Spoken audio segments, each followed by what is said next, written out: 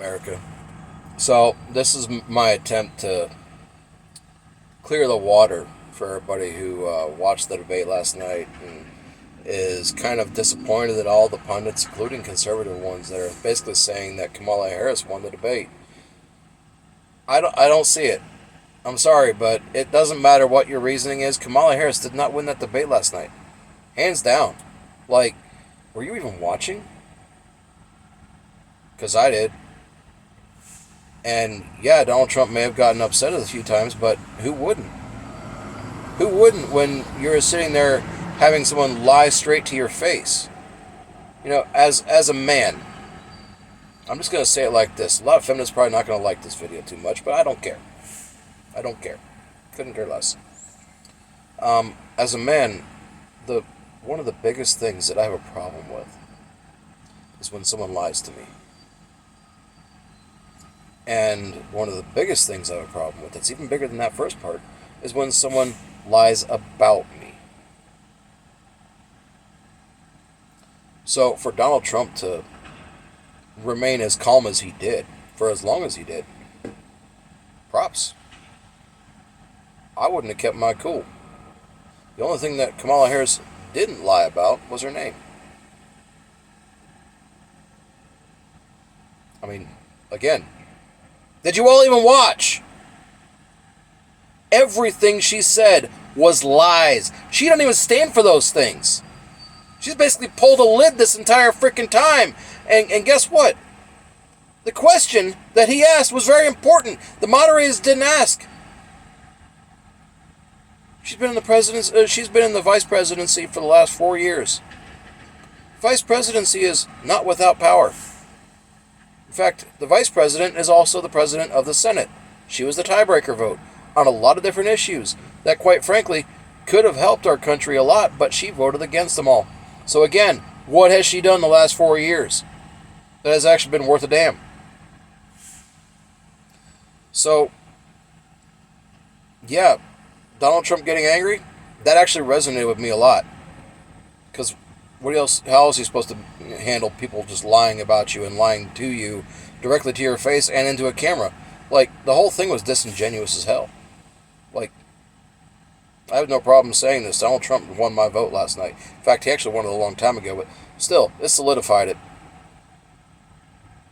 Because seeing Donald Trump angry about the lies, about how the media was just going to sit there and gloss over it and attack him, right in front of everybody, attack him blatantly. It was a 3-on-1 debate last night. It wasn't Kamala Harris versus Donald Trump. It was Donald Trump versus the three of them. So if there is going to be another debate, it needs to be like Joe Rogan. Needs to moderate and host. It needs to be somebody that is very obviously third party. Somebody that is very obviously not a part of the political establishment, because the mainstream media didn't get it right.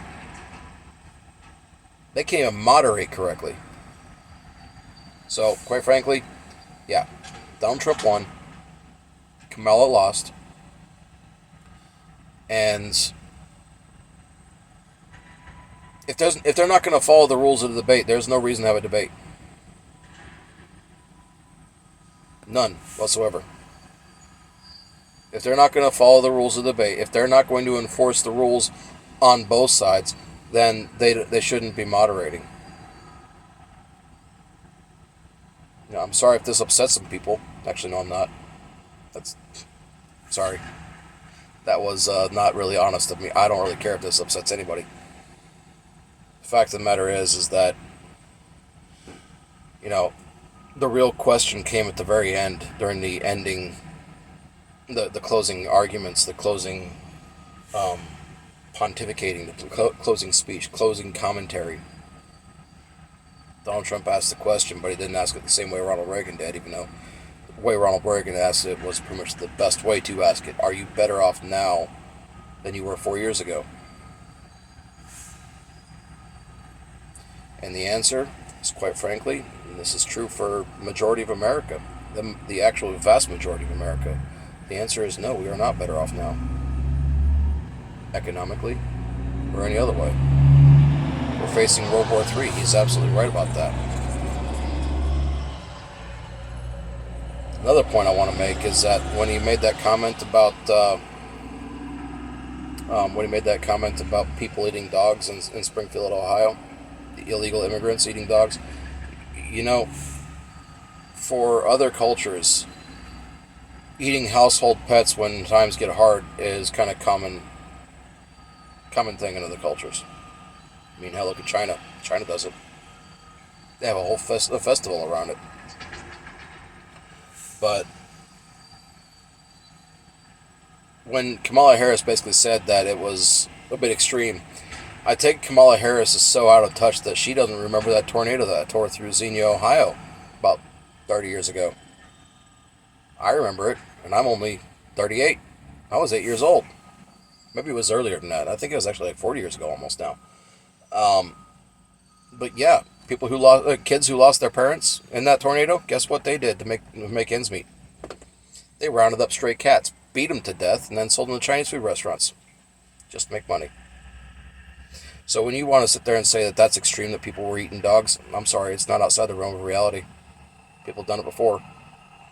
And not only just in other countries, they've also done it here. So, again, even if that point only happened once, it still happened. And this whole idea that, some official said that we don't have any evidence of that. Okay, you don't have any evidence of that, but that doesn't mean it didn't happen. People report that stuff. And maybe it wasn't that official that reported it, so maybe he doesn't know. You would be surprised at how much local government doesn't know, or maybe not surprised, who knows. But rounding out this video, because it's running long, it's almost 7 minutes now. Donald Trump did not lose that debate last night. I don't care who you ask. I saw a Donald Trump that was angry about the lies, about the constant attacks against his character about the constant character assassination during that debate, but also character assassination outside of that debate. He's angry, and he has every right to be. And you know what? That resonates. That resonates because my wife and I have almost lost our house this year due to the bad economic policy that Kamala Harris could have stopped, but didn't. You know, we're hurting, and I'm working a job that, quite frankly, I should be prevailing in this economy or any other economy. I'm not paid any small amount of money, yet we're hurting that bad.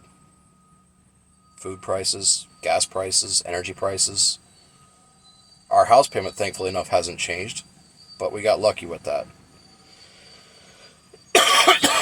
So if we're struggling,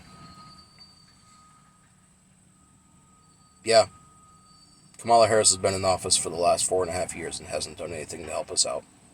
So I don't want to hear this from her that she's about opportunity and helping people out.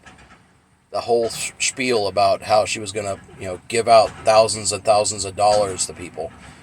She's basically trying to bribe America to vote for her.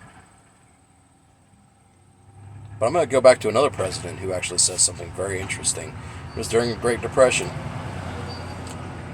People want a hand up, not a handout. That resonates with me. I want a hand up. I don't want a handout. I want the ability to make some prosperity for myself and call it mine. With that, I'll leave you with that. Those two questions. Do you want a handout or a hand up? Or, and the question of, are you better off now than you were 4 years ago? I'm voting Donald Trump. Who are you voting for?